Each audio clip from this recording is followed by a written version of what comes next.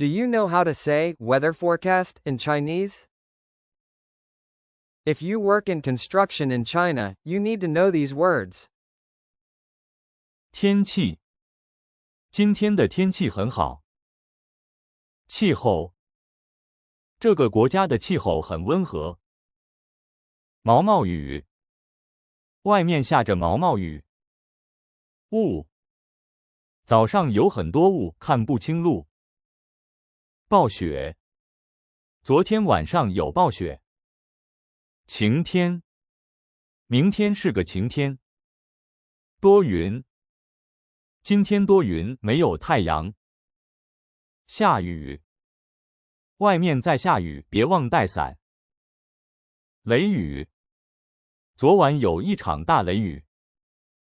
刮风，今天刮大风，别出门。Thanks for watching. Please comment and subscribe if you like this video.